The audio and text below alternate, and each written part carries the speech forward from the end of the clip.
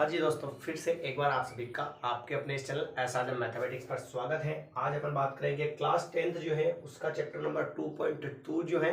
अपन उसके पहले सवाल की बात कर रहे थे जिसके अंदर अपन ने जो है 3 सवाल तो पढ़ लिए हैं और उसका अगला जो सवाल है चौथा, उसकी अपन यहाँ पर बात करेंगे। तो चौथा जो सवाल है वो ये है अपने पास की 4u² प्लस 8u। बाकी पहला सवाल एज इट इज वही है ना, 4u²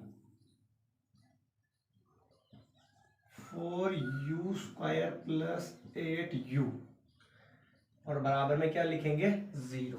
ये जो सवाल अपने सामने दिख रहा है ना, वो उसके अंदर एक तो हमें क्या ज्ञात करना है, शून्य के ज्ञात करने हैं। सबसे पहले क्या ज्ञात करना है, शून्य के ज्ञात करना है। और शून्य के ज्ञात करने के बाद जो है इसके संबंधों की सत्यता की हमें क्या करनी है, जांच करनी है। क्लियर ये तो अब अपन क्या करेंगे देखना, जैसा कि पहले 3 सवालों में तो अपन ने क्या किया था, फर्स्ट वाली संख्या को लास्ट वाली से हमने क्या करवाया, गुणा करवाया। जो भी आंसर आया उसका अपन ने क्या निकाल लिया, अभाज्य गुणनखंड निकाल लिया। क्लियर ना ये तो। पर इस सवाल में अपन ऐसा कुछ नहीं करने वाले हैं। क्यों, जरा ध्यान से देखिएगा। इसमें बताओ एचर संख्या है क्या, जो अकेली संख्या जिसके साथ में एबीसीडी वाला अक्षर नहीं है, वो ये दिख रहा है क्या इसके अंदर, जिसमें एबीसीडी वाला वर्ड है ही नहीं, वो अकेली संख्या दिख रही है क्या, नहीं। इसके साथ में भी यू है, इसके साथ में भी यू है, ठीक है ना। तो ऐसा सवाल को सोल्व करने के लिए आपको क्या करना पड़ेगा, दोनों में क्या सेम मिल रहा है। इसको मैं थोड़ा सा ऐसे लिख दूं, 4 को 2 इंटू 2 इंटू यू की पावर 2 को यू इंटू यू प्लस 8 को मैं 2 इंटू 2 इंटू 2 और इंटू यू और बराबर में क्या आ जाएगा 0। समझ में आ चुका ना आपको। तो देखिए क्या सेम मिल रहा है, 2 into 2 2 into 2 you you, 2 into 2 कितना हो जाएगा 4 हो जाएगा। क्लियर। और फिर क्या मिल रहा है, सेम u भी मिल रहा है। 4u निकल गया तो बचा कितना u प्लस 2 2 4u निकल गया तो बचा कितना 2 और इक्वल में कितना आ जाएगा 0 आ जाएगा। यहां तक आया समझ में सभी को। ऊपर वाली लाइन जो है लिखना जरूरी नहीं है, ये केवल आपको समझाने के लिए लिखी गई है। क्लियर। अब यहां तक तो आंसर आ चुका है।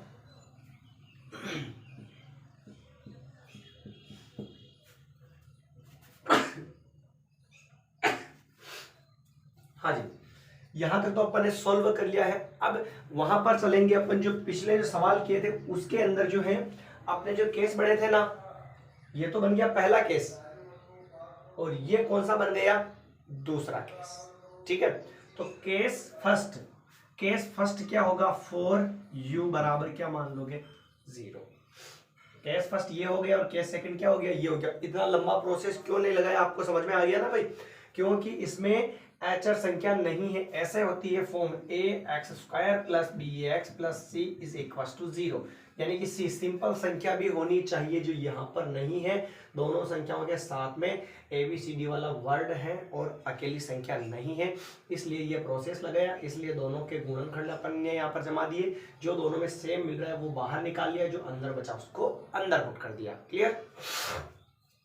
अब पहले वाले बाहर वाले का केस फर्स्ट बना लो, अंदर वाले का केस सेकंड बना लो। बीच में कुछ नहीं है, इंटू और इंटू वाली संख्या कहां पर जाती है, बटेवा में। तो ये लीजिए सर, 4 कहां चला गया बटेवा में। 0 में किसी भी संख्या का भाग लगाते हैं तो क्या आता है 0। पहले इसको क्या मान लो आप, अल्फा मान लो। Is that clear. चलिए ये अल्फा का मान हुआ। अब केस सेकंड बनाते हैं। केस सेकंड अंदर जो लिखा हुआ है u प्लस 2 बराबर 0, प्लस की संख्या बराबर के उधर जाती है तो किसकी आ जाती है सर, माइनस की सर। तो ये लीजिए u का मान कितना हो गया -2 हो गया। क्लियर। चलिए आगे बढ़ते हैं।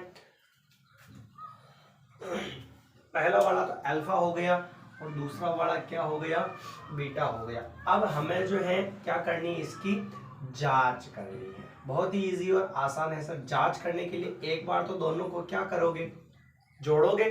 तो अल्फा का मान तो आया 0 और बीटा का मान कितना आया -2। 0 प्लस -2, अल्फा प्लस बीटा बराबर 0, प्लस और माइनस क्या होता है माइनस, और ये अल्फा प्लस बीटा का मान कितना हो गया 0 का कोई मतलब नहीं तो -2 आ गया। क्लियर ना ये भी। अब जांच के लिए क्या करेंगे, गुणा करेंगे अल्फा बीटा। तो अल्फा की वैल्यू कितनी है 0, ये बीच में इंटू और बीटा की वैल्यू कितनी है -2, दो चिन्ह साथ में, एक को कोष्टक में बंद कर दिया। 0 को किसी भी संख्या से गुणा कर वो क्या आता है आंसर 0। ये क्या हो गया गुणा भी हो गया। अब हमें किसके द्वारा निकालनी है जांच, सूत्र द्वारा, सूत्र द्वारा जांच लीजिए। सूत्र द्वारा जांच में अल्फा प्लस बीटा का फॉर्मूला बताया था मैंने -b/a जो है ये फॉर्मूला आपको मैंने लिखवाया था। और फॉर्मूला क्या था, ax² + bx + c = 0 ये था। अब हमें किसका मान चाहिए, b का चाहिए ना, तो b कहां पर है, x के गुणा में b होता है, ध्यान से देखना सर,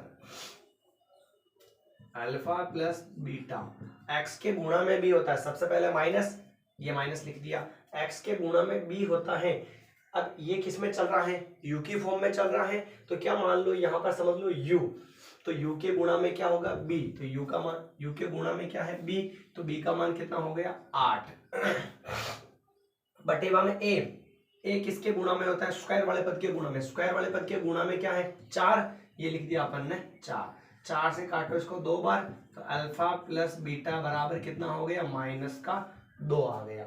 अल्फा प्लस बीटा का जो मान है वो कितना हो चुका है -2 हो गया। फिर आगे बढ़ते हैं अपन, तो अल्फा और बीटा यानी कि इन दोनों का गुणा निकालते हैं। तो गुणा का फॉर्मूला बताया मैंने c/a, अल्फा बीटा बराबर c।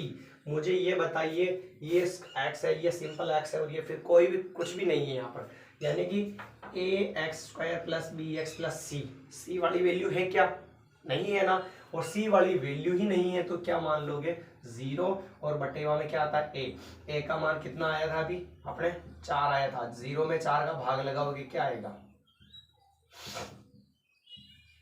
0 में अपन 4 का भाग लगाएंगे क्या आ जाएगा 0 आ जाएगा।